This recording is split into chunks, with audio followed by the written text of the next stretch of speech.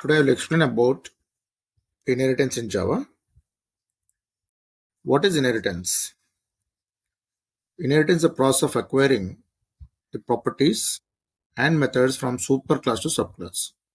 So when you talk about inheritance, we talk about more than one class.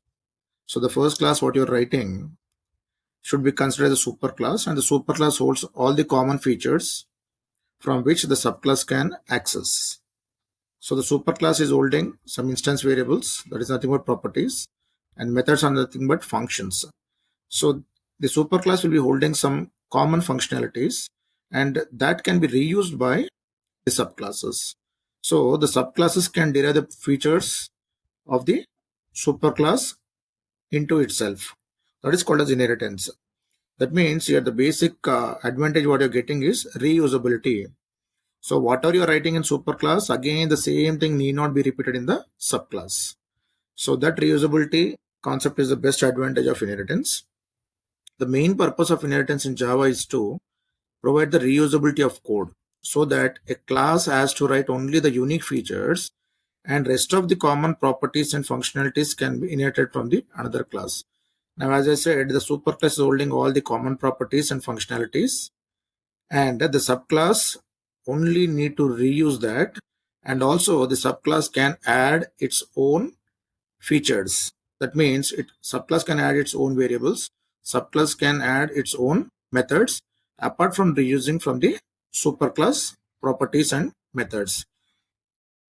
So here what you're trying to do is the superclass features are being reused by the subclass so that the duplication of code will not be occurred.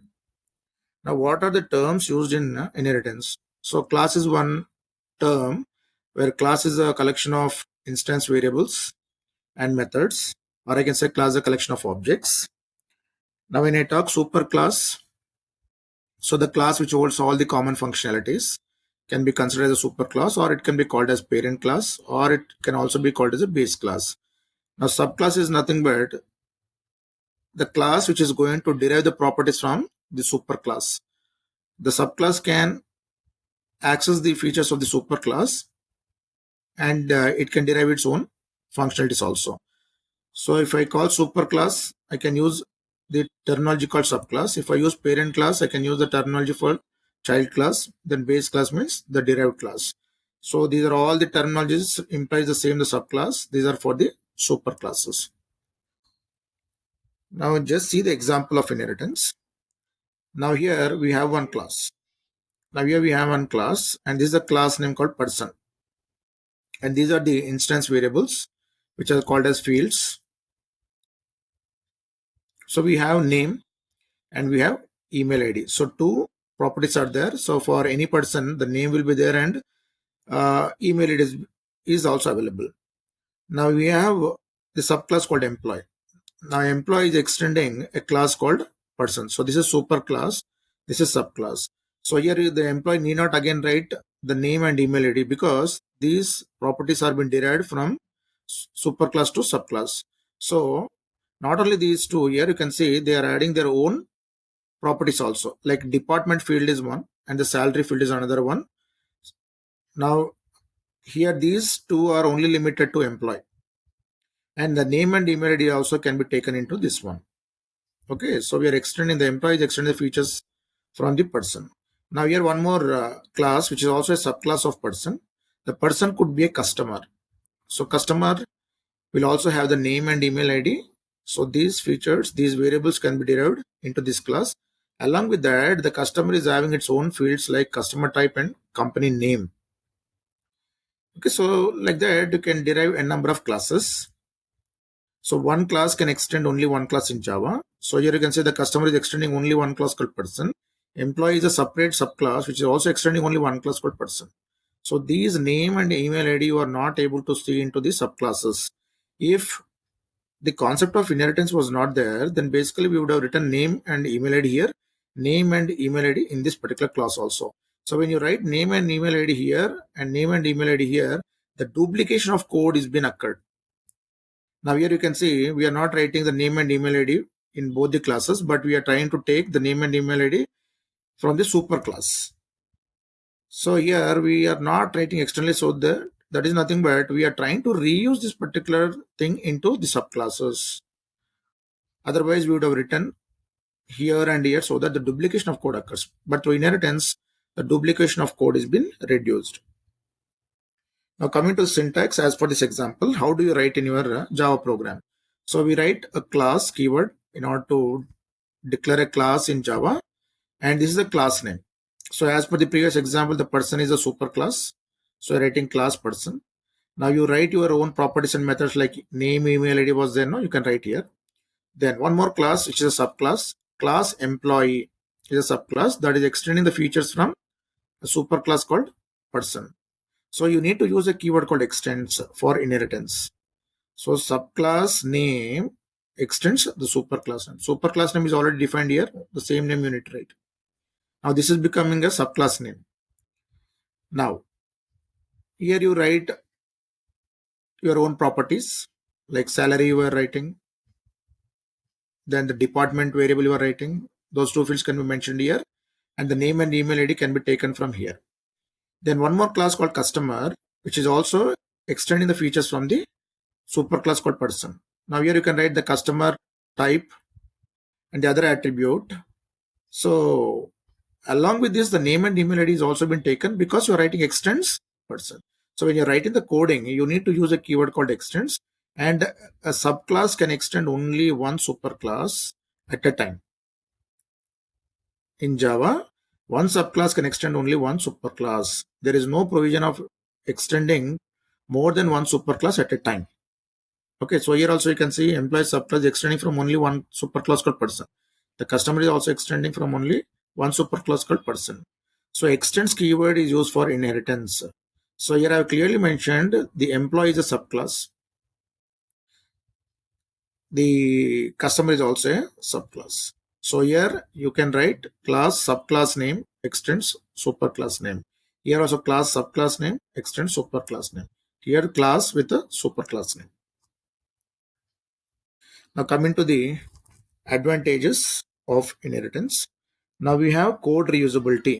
So as I was saying before, the superclass which is holding the common functionalities like variables and methods can be reused into the subclasses. So when you go for reusability, the duplication of code has been reduced. Now when you go for the polymorphism, now inheritance is enabling polymorphism. Now what it is doing, it is allowing objects of a subclass to be treated as the objects of their superclass. Now by this, what happens is this enables the functionality, the flexibility in code design.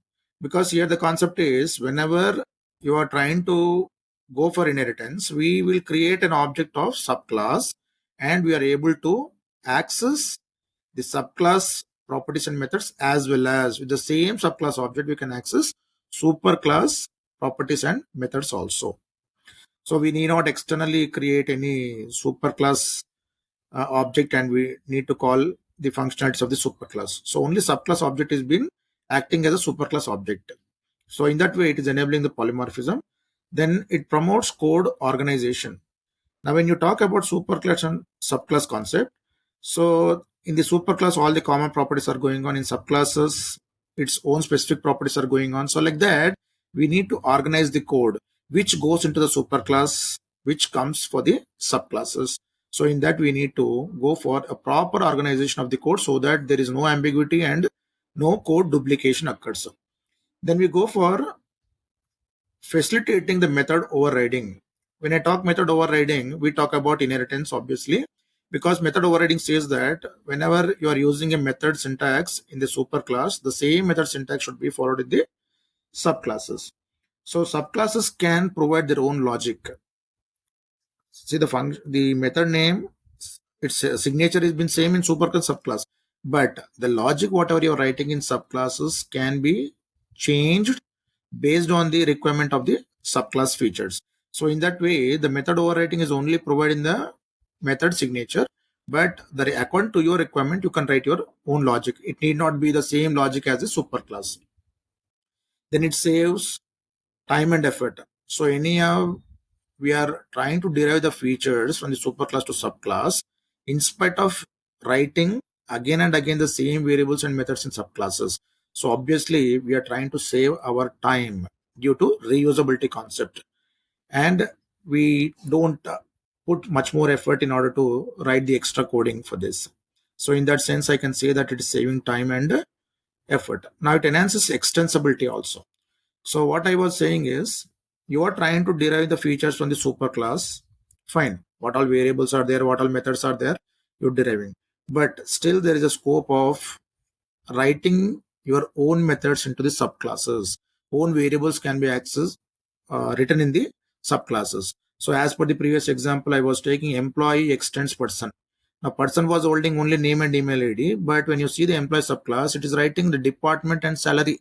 Now department and salary are the new variables which are limited to only that particular subclass. So like that, you can write your own methods. So in that sense, I can say that there is an extensibility feature when you go for the inheritance concept. Then we go for promoting the easy maintenance. So here, when you talk about the maintenance, what all changes you make to a you are making to a code in the superclass can automatically reflect in all the subclasses. So if you are changing or if you are adding few variables or the methods into the superclass, no, that all can be still reflected or get notified by the subclasses, so that it maintain the consistency concept in all the subclasses, because they also need to be aware that okay, superclass has changed the features, we need to derive those features also into the subclasses, and all subclasses need to get that information, so that in order to maintain the consistency. So in that sense, I can say it promotes easy maintenance of the code. Then it supports multiple levels of inheritance. So I don't say that like only one subclass and one superclass need to be there. You can have more number of levels. When I go for types of inheritance, I will just explain what levels of inheritance are there, and how to go about. So that so it depends. You want to go for just like you write a superclass, then one subclass, and again each subclass, then each subclass. So you can just go for multiple levels of inheritance according to the application requirement. Then it enables interface implementation. So when I talk about the inheritance, there is one inheritance called multiple inheritance. So when I say multiple inheritance, we can just say the definition like you are trying to derive one class from two or more than two superclasses at a time. Deriving one class, that is one subclass, from two or more than two superclasses. But here the concept says that a class can extend only one class at a time. So in order to overcome the problem, in Java, they have provided the concept of interface. Now, when you talk about interface is a collection of abstract methods. Now, abstract methods and final variables. Now, when you say abstract method, the abstract method doesn't contain any body definition. You're not writing any logic for the particular function. So when you don't write any logic for the particular method, that is called as an abstract method. So interfaces purely holds abstract methods. Now these interfaces should be implemented by a class. So a class can implement multiple number of interfaces at a time. So by this interface concept, we are able to achieve multiple inheritance concept in Java. Now these are few advantages of inheritance. Now coming to the disadvantages of inheritance. Now you can see hierarchical complexity. So as I was saying, you have more multiple levels of inheritance. Now as and when you are trying to increase the levels of inheritance, so there is a chance of increasing the complexity also. Like from which superclass you are trying to derive the features, so what sort of attributes are there, what sort of methods you are calling, what your own methods you are trying to write. See, one or two classes fine, but when you go on increasing the number of classes and you're trying to connect to different super classes and you're trying to define the properties, so obviously the complexity will be increased. Then security risks. When you talk about this inheritance superclass and subclass, if there is some sensitive information what you are giving in superclass, that sensitive information is also being derived into subclasses, which is untrusted subclasses, I can say. So you need to clearly specify which information can be derived, which information cannot be derived. Where you will try to put some access specify like private or some other security mechanisms where you can see that the untrusted subclasses need not take out your sensitive information from the superclass. So that implies the security risk. Then we have overloading complexities. So when you talk about method overloading, okay, you are writing into the subclasses the same syntax and so on. So here also there is a possibility of leading to high complexity, and there are more number of chances for getting errors. So because number of classes are increasing and you're trying to follow the more than same signature in multiple number of classes, and obviously the code also need to be relevant to that particular class. So if you're not able to properly manage the logic and calling of the particular functions from which class you're trying to call, because here when you talk about method overriding, the same methods in subclass and superclass are available. So there could not be only single subclass, there could be multiple subclasses, and you're trying to go for method overriding. And you need to be very much careful, like from which class I'm trying to call that particular method, or am I calling from subclass, or I'm calling from the superclass. So there the complexity increased and there are more number of chances to getting errors. Now maintenance challenges. Now here, what all changes you're trying to make in superclass, that is also been reflected into the subclasses. So here there is a thorough testing and validation is required to ensure the correct behavior of the particular task has been occurred.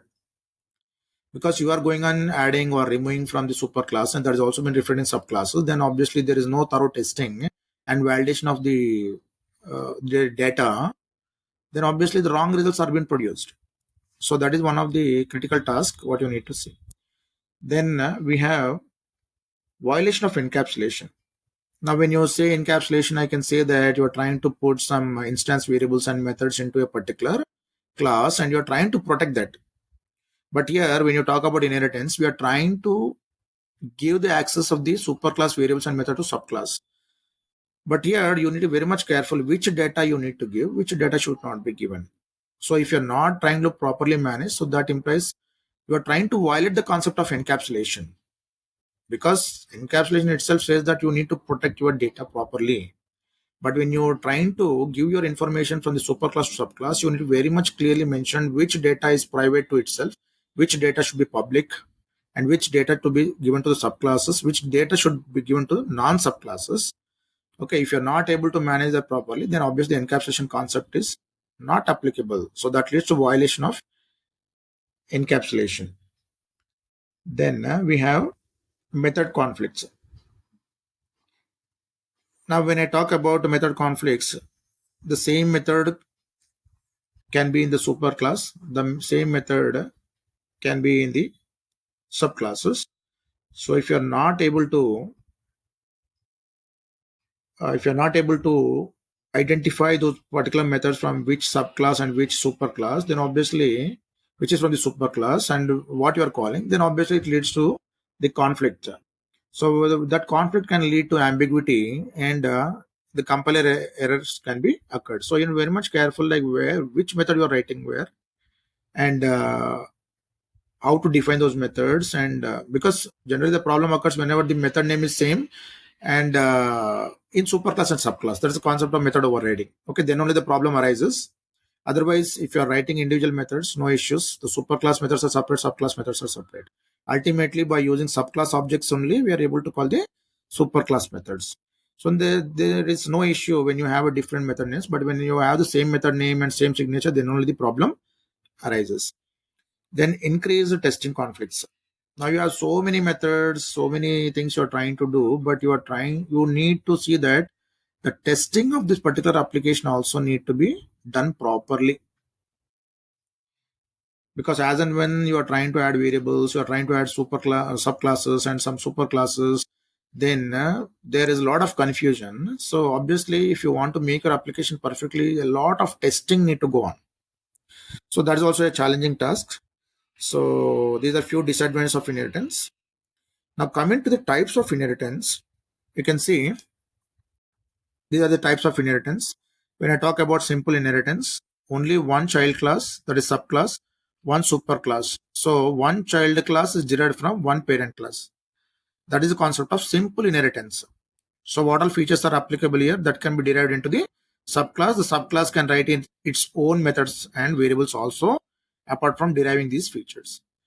Now, when you talk about multi-level inheritance, you can see more than this simple inheritance is there. So here there is a parent class, that is superclass, and this is a subclass. This subclass is deriving from this parent class. For this also, there is one subclass. So this is deriving from this. This has been deriving from this. I can say this has also been deriving from this one. So just like a ladder. Now when you have such situations, still you can go on. Child class 3 can also derive from child class 2. Like that also we can make. So it depends on the application requirement at till what level you want to go for inheritance. So if you have such situation, then we can say it's a multi-level inheritance. Now here also you can see this class extending only one class called child class 1. This is also extending only one class. There are no two super classes extension. Any class you take only one class, it can extend at a time. But here if you can see multiple inheritance, one subclass, minimum two or more than two superclasses can be applicable. So I can define like one subclass can derive its features from two or more than two parent classes. Now this is not applicable in Java directly, because as I said, one class can extend only one class at a time. But here you can see one class extending two classes at a time. That is not possible directly. Indirectly we can achieve through interfaces. That's what I was saying. Next type is hierarchical inheritance. Now in this,